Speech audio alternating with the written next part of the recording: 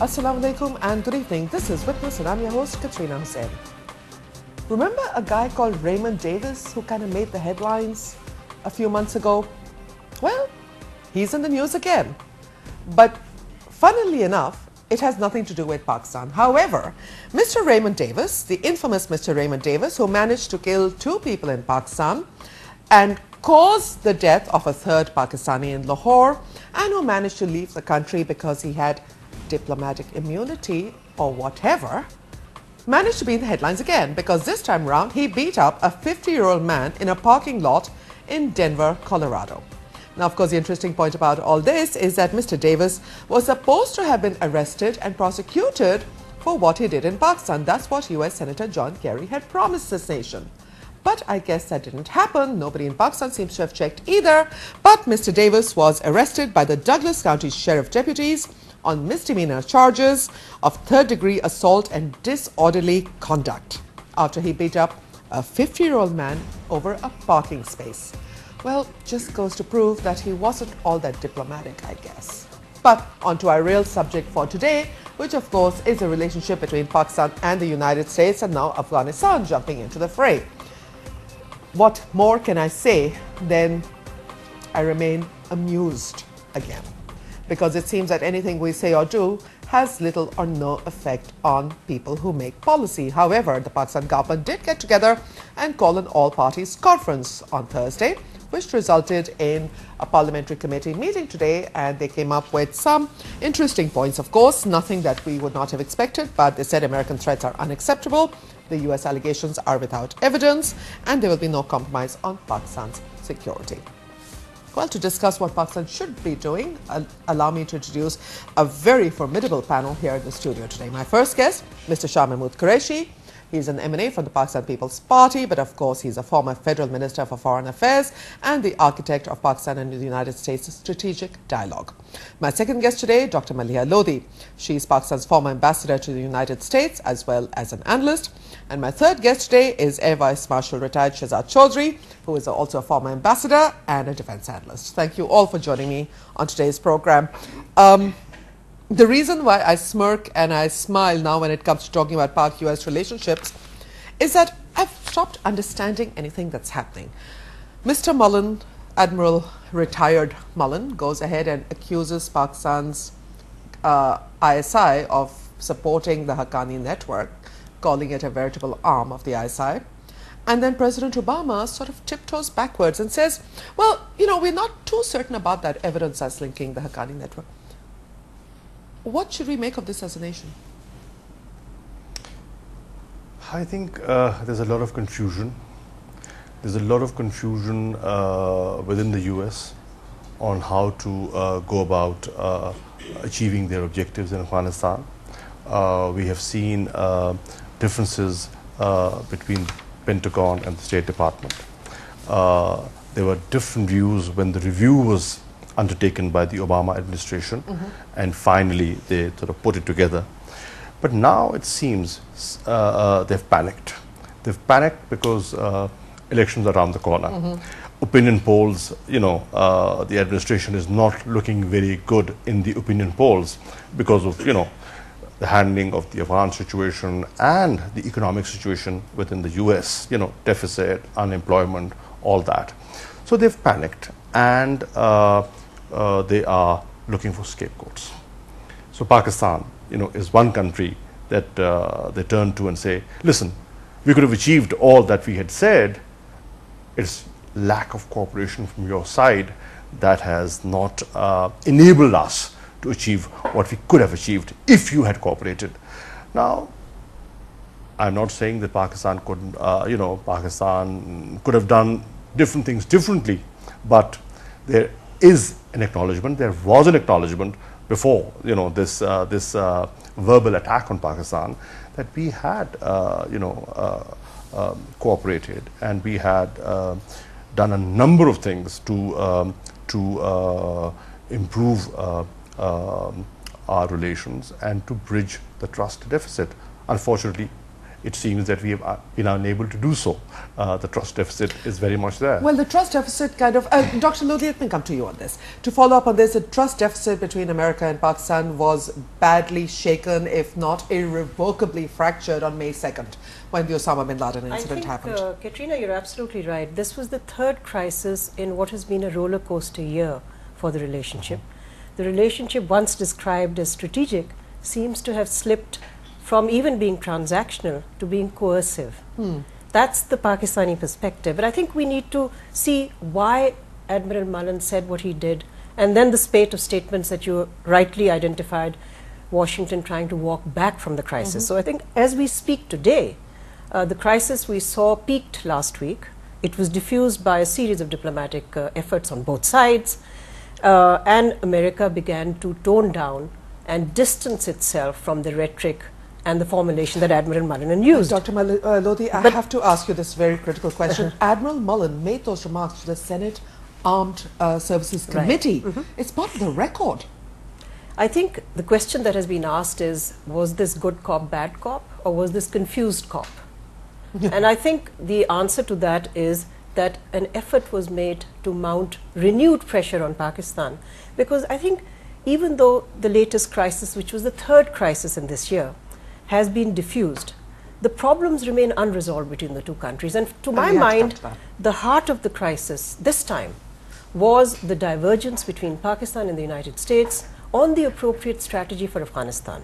The United States has declared that it wants to pursue a negotiated settlement, and yet it wants to continue to wage the war, hence the Haqqani network, because they want to continue to use kinetics to, if you like, whack the Taliban to the negotiating table. This is not my sentence, it's a sentence that General Petraeus once used. Pakistan has a very different approach. Pakistan wishes to see peacemaking now that America has taken a decision to go down the road of what they call reconciliation, which means reaching out to the Taliban. And the international community endorsed that. Yes, and I think most people across the world, whether it's NATO countries or it's countries in Asia, everybody would like to see an end to a 10-year-old conflict which has brought so much grief to the people of Afghanistan, to the people of Pakistan, and indeed to those who have lost lives and treasure in that country. Everywhere. Absolutely. AVM Chaudhary, one of the questions that I put to you, because this is something that has made me wonder, and I could be wrong, but Admiral Mullen and Secretary of Defense Leon Panetta came on far more aggressively than the State Department. Did you also feel that? I mean, do we, or did you, because I felt that there was possibly a disconnect between State and Defense on this issue. I don't know how fair I am when I say that. A couple of things. One, that the policy in Washington seems to be in a disarray. In fact, the administration is in a disarray, simply because President Obama, I think, is much more absorbed with his domestic difficulties, the debt and the sinking popularity that he has, unfortunately, or lack of popularity. So I think those figures are bothering him much more than anything else. He has an election coming up next year.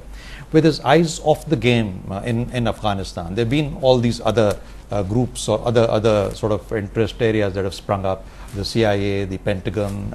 You see Hillary Clinton also sort of losing space a little bit in this bargain. So what you find finally is that the military, or the military plank of the policy, is sort of becoming more preeminent, dominating the scene. And now General Petraeus is head of the CIA. And Petraeus is CIA, Panetta from CIA has moved into defense. So you see a quite important combination there in terms of what they've always sort of pursued in terms of a military solution to the Afghan problem.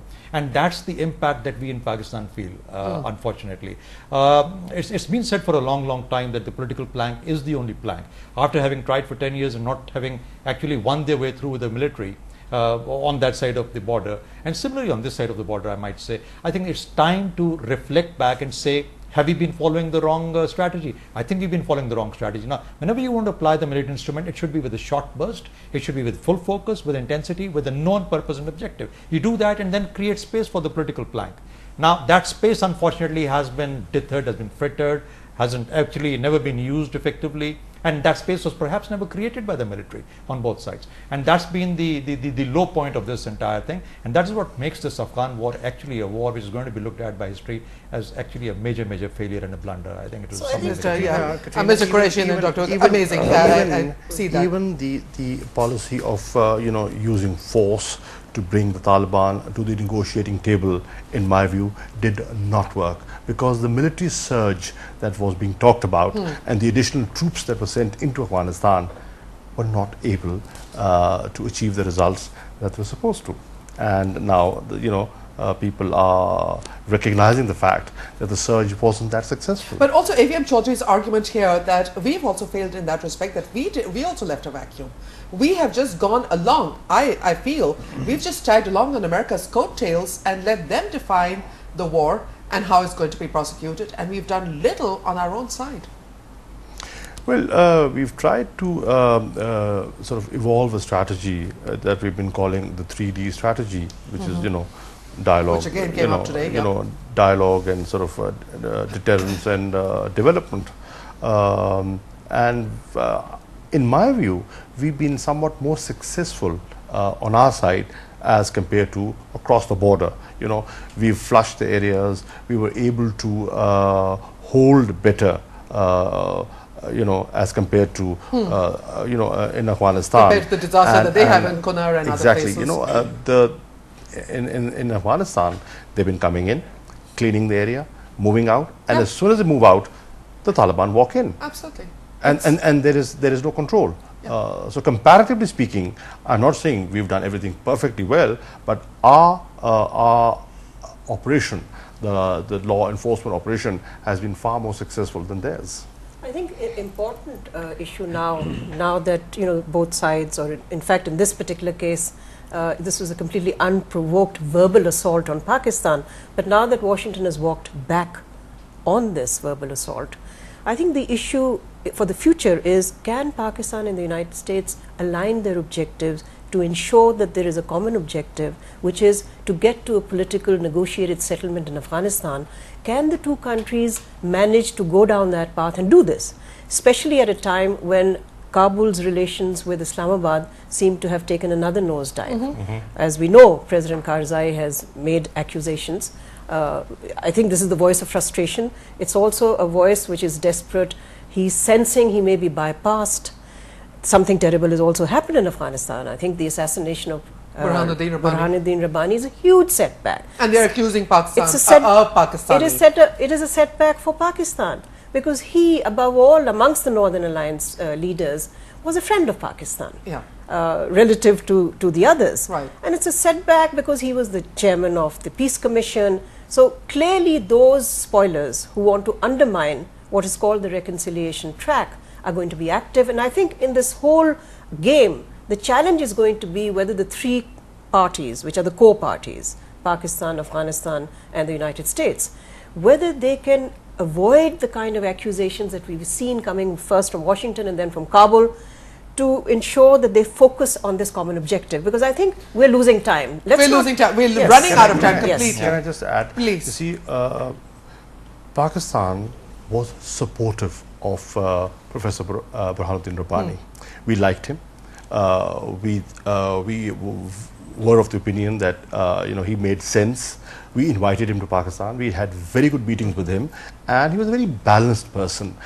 And we openly said that we will support what he does, as long as his initiative is, this peace and reconciliation is Afghan-owned, Afghan-led. Pakistan is all there. And he had a wider perspective than the warlords. What does Pakistan gain by assassinating a friend? In fact, it loses. Exactly. Because there's a setback. What does Pakistan, what does Afghanistan have by accusing us? I really don't get too flustered or upset by what Mr. Karzai says about Pakistan. I don't think he's a major factor in Afghanistan at all. I think the United States sits and runs the policy in Afghanistan. United States practically and effectively is a neighbor of Pakistan as long as it sits there in Afghanistan. So I think they are the ones who drive the policy there. Having said that, it has to be the United States of America, being the superpower, being in the region, sitting there for the last 10 years, who must drive the agenda in a way that they want to really bring an end game to Afghanistan.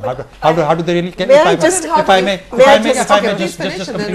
may just complete the argument there. So I think they need to be able to do something and bring forth to the table something that can actually bring a closure to Afghanistan. Unfortunately, it seems to me, and more of this now comes out of Washington, that we do not have the capacity or the ability to affect events in Afghanistan, if that be the case of a superpower or superpower setting in Afghanistan. Now, and if they expect Pakistan to be able to maneuver events and create those possibilities for bringing about a closure to Afghanistan, I think it's a misplaced sort of expectation.